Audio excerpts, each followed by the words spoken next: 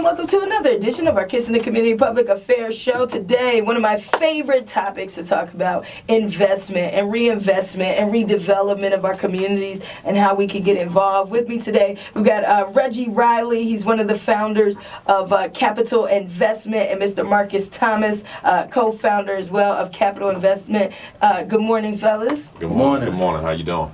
Wonderful. You guys actually have your own show that's on our sister station, WOL. We do. WOL every Saturday at noon. Nice. What's the name of the show? 1450. The show is Capital Invest DMV Investment Opportunities. Okay, nice. So on your show, what are you guys talking about or discussing typically? And it's mostly just talking about all the different investing opportunities that people have in this area, trying to coach the listeners on financial literacy through real estate, what we've learned, the lessons, and the just opportunities that we see that our people don't take advantage of, and trying to change that stigma and try to build more of a legacy here in the DC area so that we don't see these things, this constant cycle happening over and over, so we don't have another Mochella in another 10, 12 years. Gotcha. Let me ask you guys, and Marcus, I'll start with you.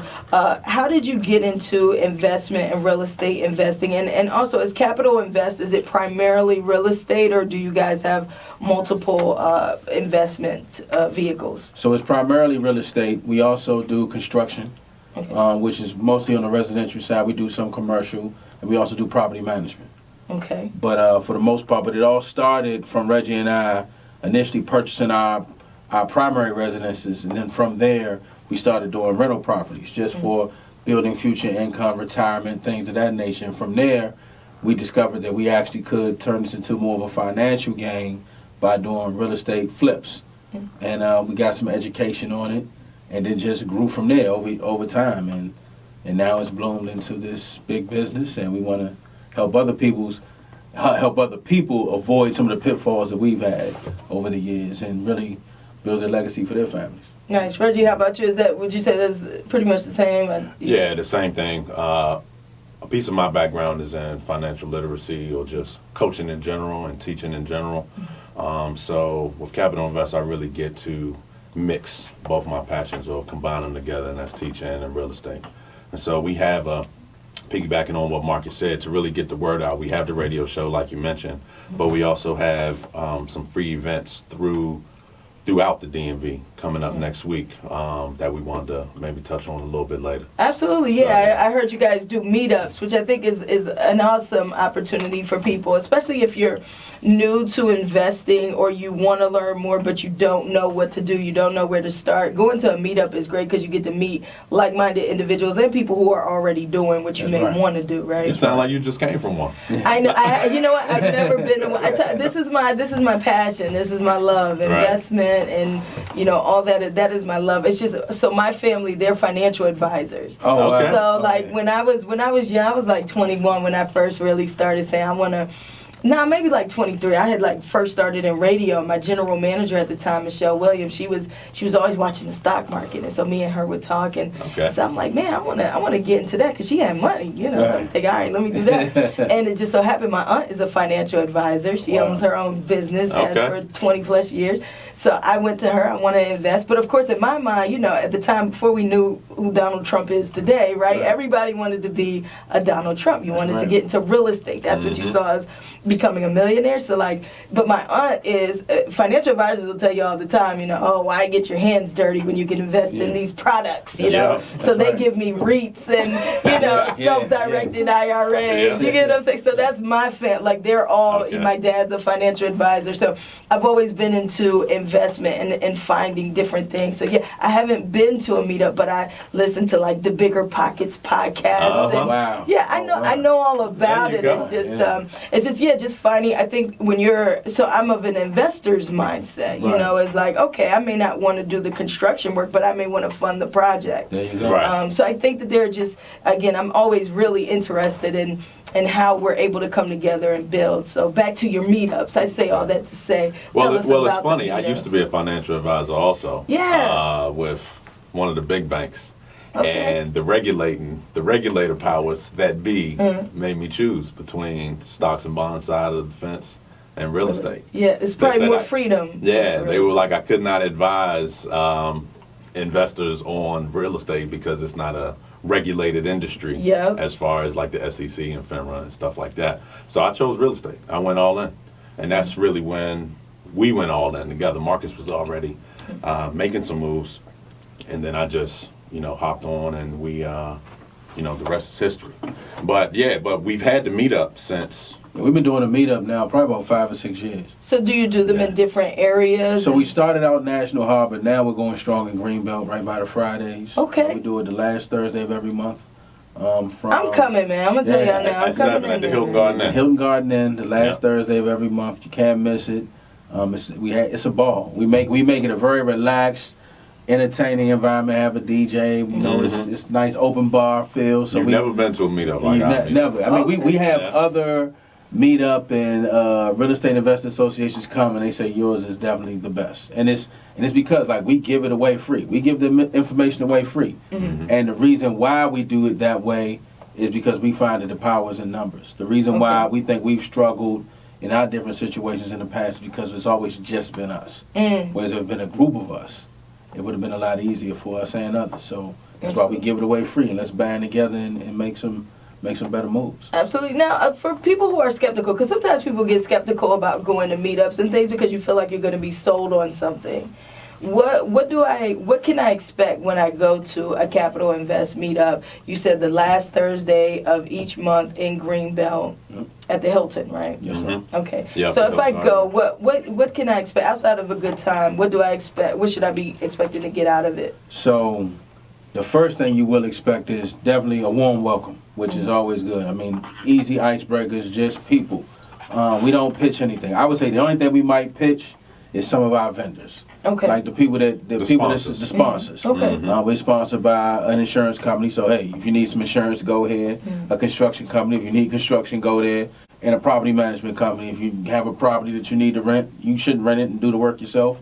Use that. But we're not telling you, hey, use them and spend your money there. But that's it. Okay. That's probably the most pitch you'll get. Yeah, Okay. introduction. Yeah, and then we introduce ourselves. We introduce ourselves and any newcomers. It's almost like going to church, kind of thing. Okay. Any newcomers, hey, raise your hand, say who you are, and say what you need. And say what you have. Because we all are here, like you said, you have an investor's mindset. We are of the growth mindset. We're all here to grow and learn from each other. It's no benefit of coming here if you can't leave with something you didn't have before. Yeah. And that's how it is. So that's what I think really makes it a bigger benefit. It's not like everybody's coming just to gain. Everybody's coming to give. And by doing that, it's just powerful. I mean, every week you just learn and gain so much. I mean, it's life changing every month. So, question to you both: with Capital Invest, do you guys invest primarily in properties in this area? And would you consider yourself? Do you do straight flips? Is it like buy and holds or combinations? It's a combination of all of that. Okay. But one of our slogans or mottos, if you will, is we invest here because we live here. Or we live here, we invest here. We tout all the time that you should invest in real estate. One of the reasons that you should invest in real estate is because it's tangible. You can see it. You can touch it, right? You can drive by it. Even if you are just, like you said, funding the project, it's not a project you're funding over in California or in Texas or in Detroit or wherever. You're funding the project. You can drive by it and see the progress, see your money at work. So, and to touch on the types of investments, we definitely do the buy and holds. We definitely do the fix and flips. We wholesale also, like some other colleagues that you know.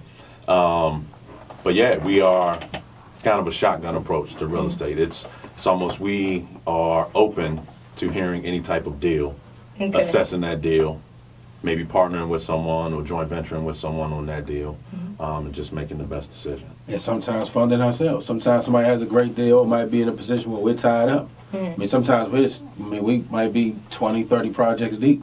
Right. But we might be cash heavy. Say, hey, let's throw something to somebody else and build some equity. Right. What would you say to people who say that, especially in this area, our hometown, it's one of the most expensive areas to live, especially if we're talking Washington, D.C.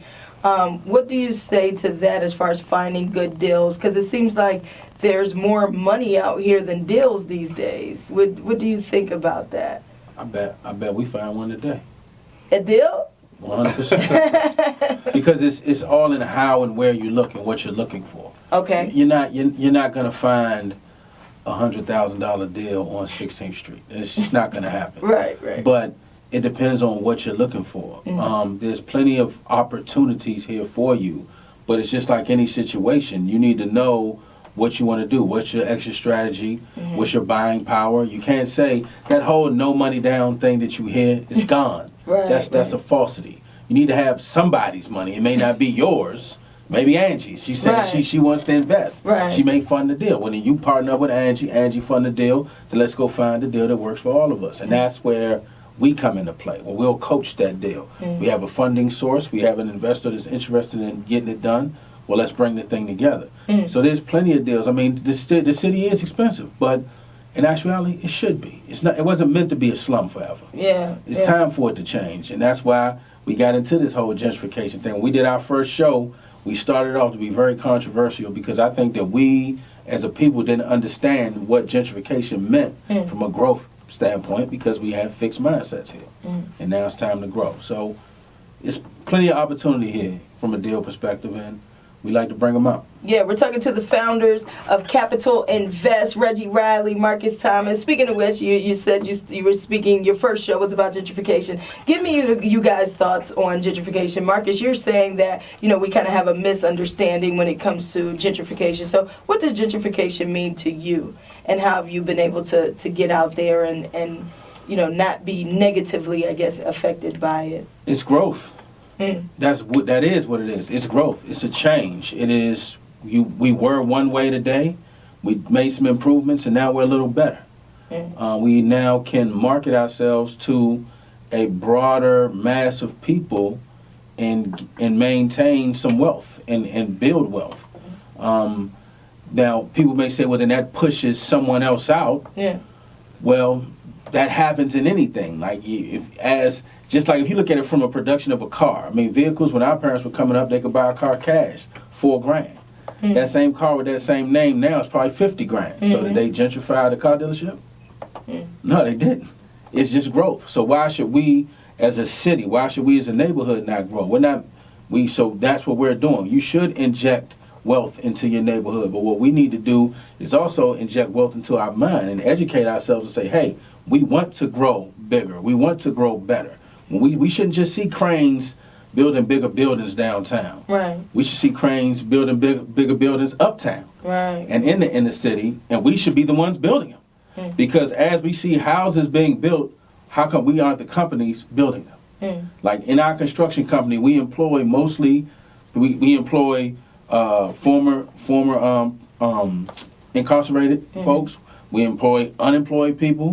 We employ underemployed, and we train them because that gives more opportunity, and that's why our show is DMV Opportunity. So these things, if you look at gentrification as a whole and what it does, it provides wealth from every aspect right in your own backyard. It's not just, it's just bringing in folks of another color that you don't want in your city so that you can't afford it. No, it's not that. It's not that at all. It's not that at all. You say you agree, Reggie. I agree. I mean, I couldn't have said it better myself. We started the first show off looking up the Webster's Dictionary definition of gentrification. And it was basically just taking a neighborhood from low income to middle income. So like Marcus said, it's just all about growth.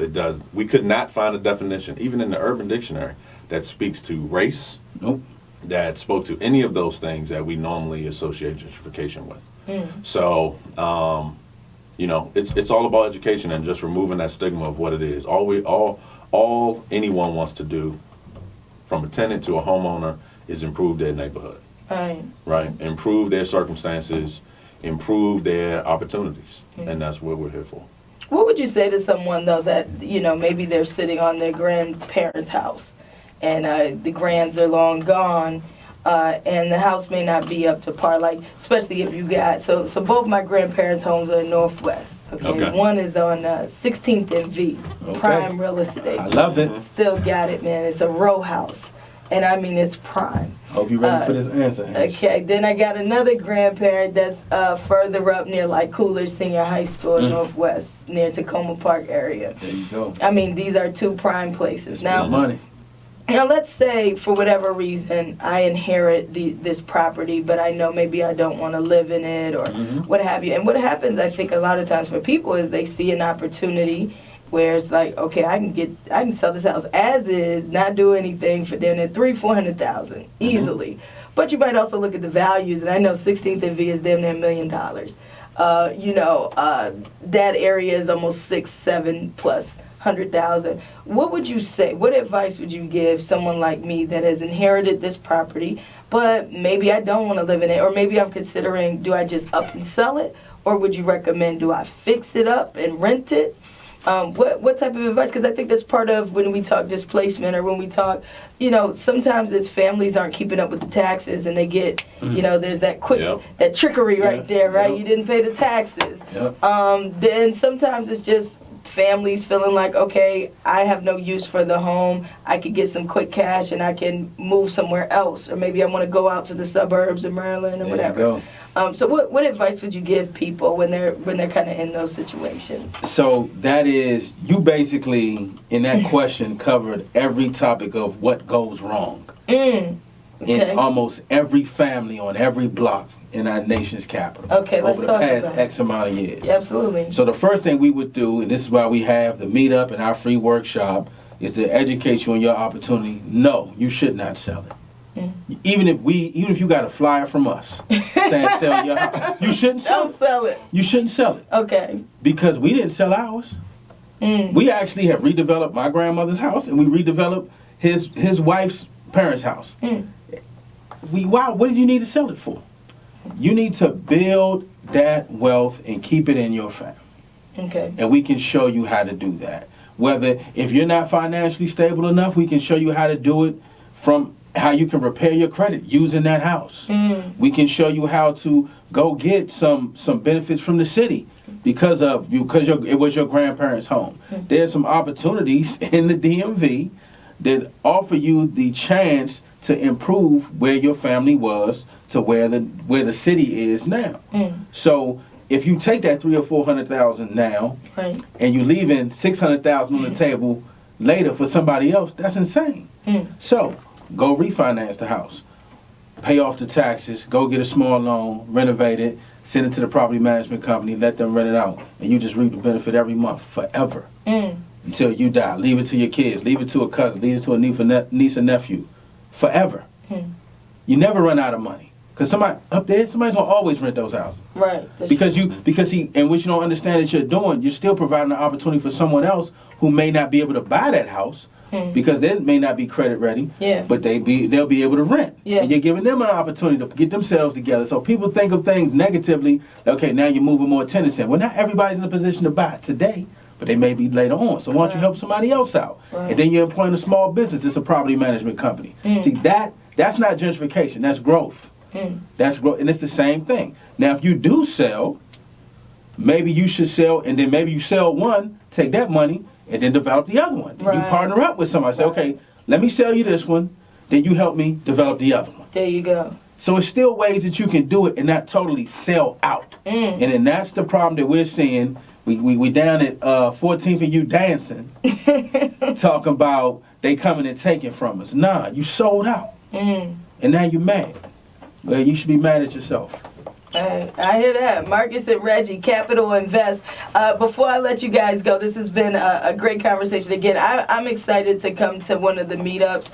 I do completely agree with you, Marcus. Like, one of the things that happens is we think, okay, because we don't know any better, or like you said, maybe I'm not in a financial position, I can't. And before you say you can't do something, get around some people that know some things and just make sure, just check off everything before you just up and say, okay, let me get rid of this property, or, I can't get into real estate because I don't have the money or the education. Like, I think these meetups are great opportunities. So one more time, end of the last Thursday of every month. It's that tricky month sometimes. Okay, man. so every fourth Thursday. Every fourth Thursday of the month, the Hilton Garden Inn, right in Greenbelt, Maryland. And what time do you do it? 7 o'clock. You get there before 6:30, you get a free drink ticket.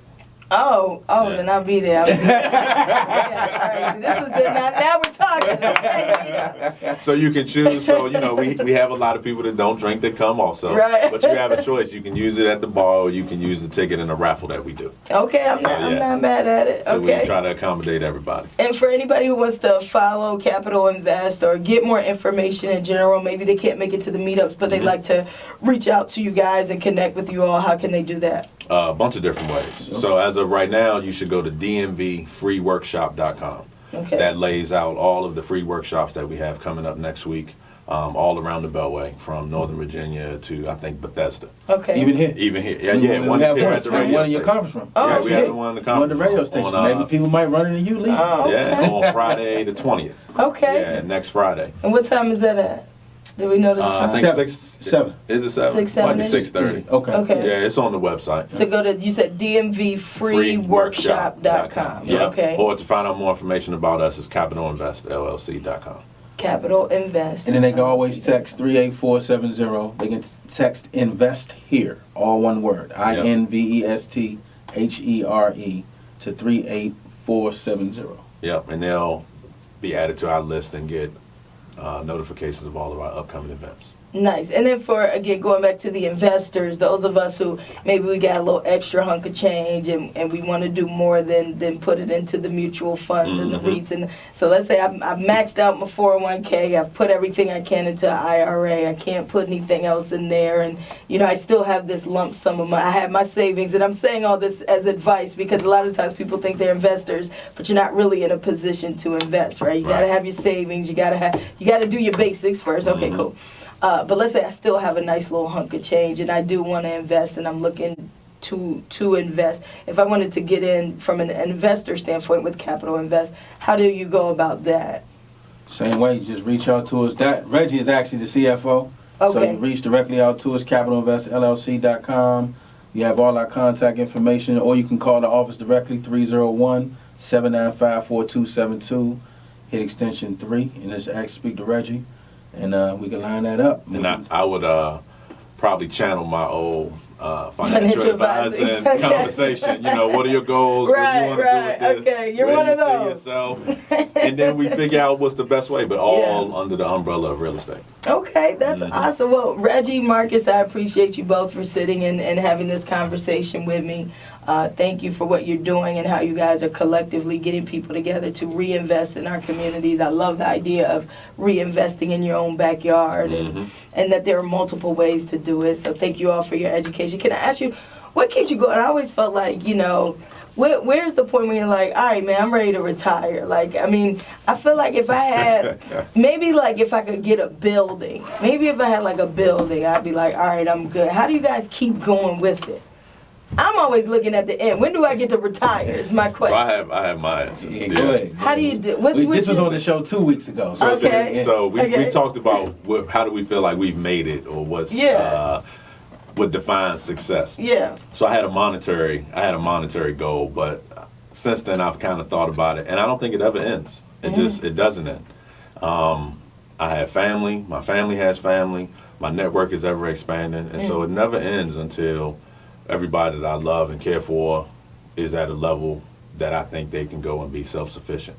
That they have that residual, that passive income coming in to be able to handle whatever life throws at it. As we get older, we have to then take care of our parents, and then we have to worry about our health, and who knows where taxes and healthcare is going to be. When my godson is older. Right. So as everyone keeps having kids, my circle just keeps expanding, and I just have is one more person. I gotta make sure it's okay. Okay. Can't stop, won't stop. No. For me, I think when the opportunities stop. Okay. I think it's no matter what we do, it seems like we can always spawn something else. And so when I can no longer start a new business and not have to touch it, I think that's when I'll stop. When I can actually do something, give it to somebody and just let it run and let this run and let that run, and I can actually not have to worry, and I can sit back on the laptop. I actually not even need a laptop. Not even need a phone. Just know I can go out of town and come back and everything's okay. Yeah. That's when I can stop. But I think it's coming soon. I mean, we're at a point now where we're kind of stepping back from the day-to-day and trying to run everything from a managerial level, Awesome. then we'll really be able to just say, okay, we've had enough. We'll check in once a week, once a month, and that's it. Okay. But we become the board of directors. Right. Yeah. I love it. Well, Reggie, Marcus, I know you guys are going to do great things. Capital Invest.